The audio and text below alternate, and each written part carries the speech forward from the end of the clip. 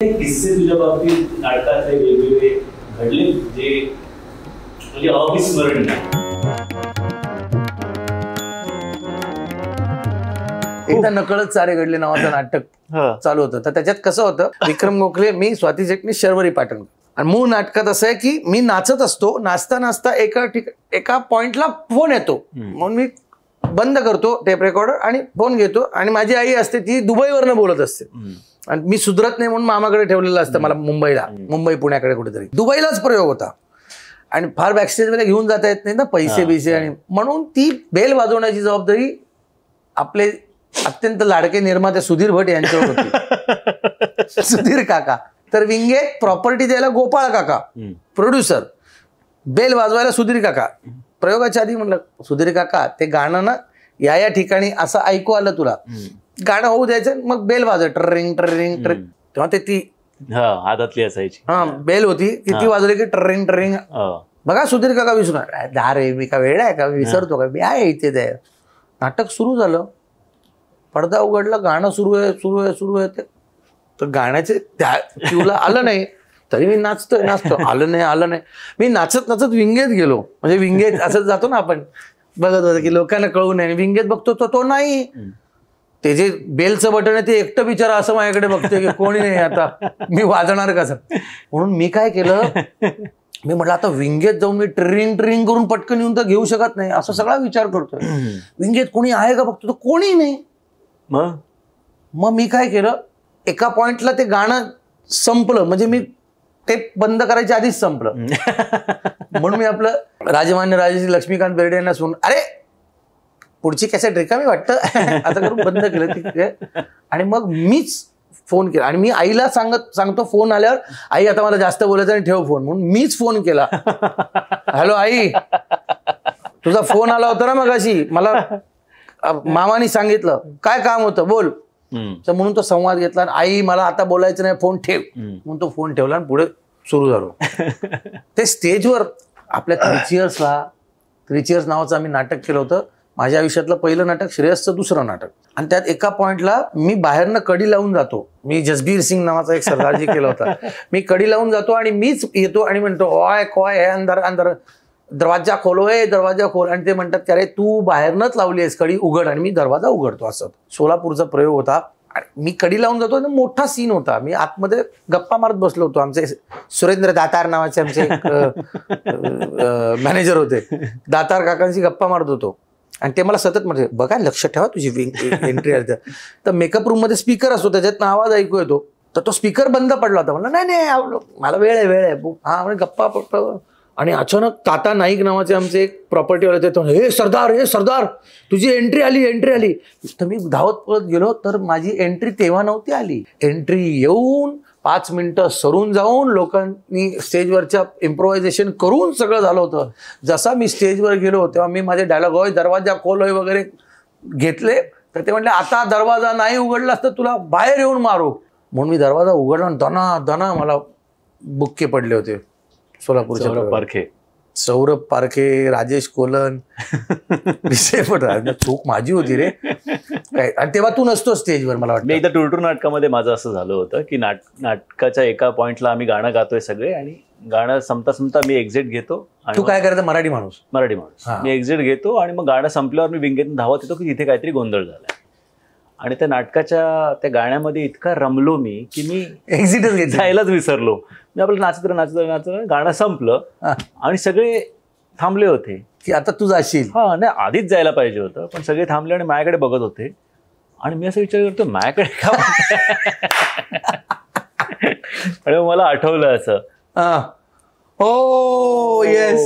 पण तेव्हा केदार होता आणि केदारने सांभाळून घेतलं ते सगळं. सो केदारच्या टीम मध्ये माझी सुरुवात टूरनीच झाली होती. मी सतीश तारेचा टेपरे होतो.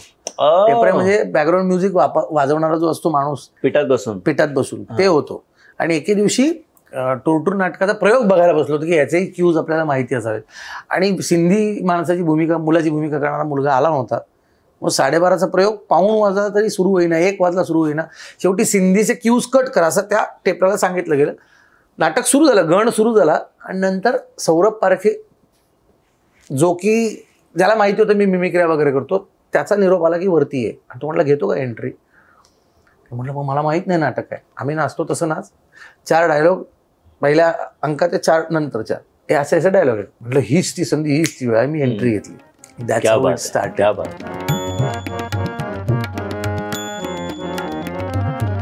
प्रशांत सरांचं आणि आम्ही एकत्र एक गोष्ट अनुभवली होती. आता प्रशांत सर एवढे 13,000 प्रयोग झाले सरांचे. सरांना गाणं लक्षात राहत नाही बरं का नाटकात. अच्छा हो, आता हे सुख म्हणजे नक्की काय असतं हे ते सर एवढी वर्ष. पण अजूनही आमच्या नाटकात ते गाणं आहे ना, सूर जुळावे जगण्यामध्ये, हे गाणं सरांना काही केलं पाठच होत नव्हतं. आता झालं काय, आमचा कॅनडा दौरा लागला. बरं परदेशात काय असतं की अमुक एका कलाकारांनी प्रॉपर्टीची पण सोय करायची ना.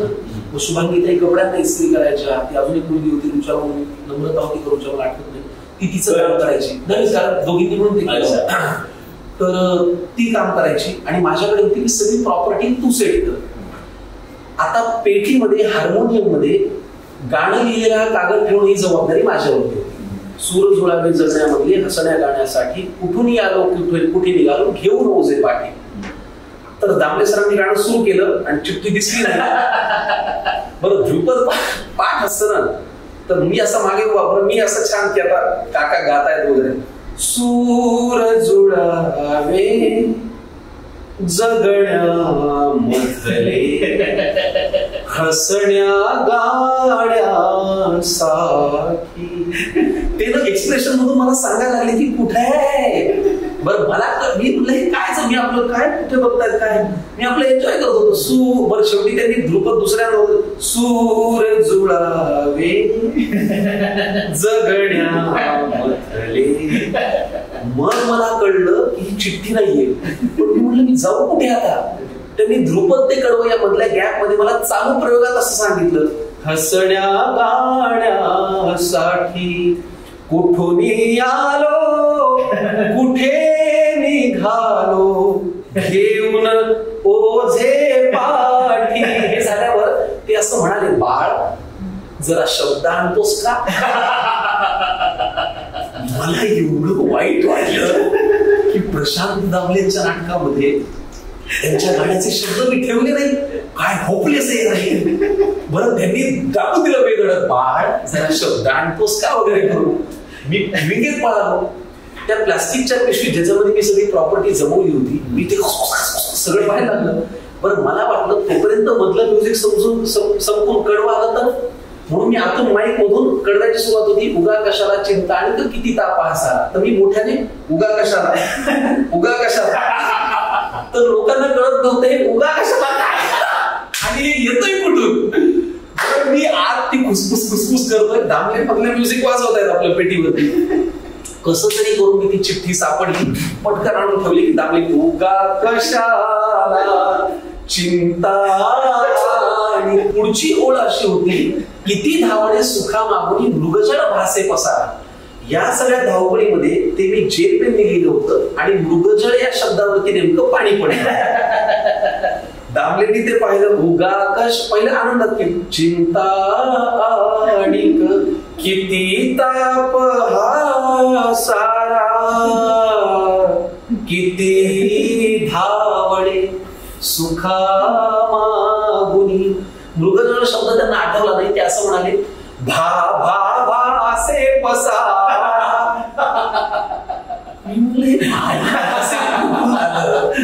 मृगजळ भासे आहे ना ते, पण त्यांनी ती वेळ मारली. तर अशा पण त्या अनुभवांनी समृद्ध होतो आपण.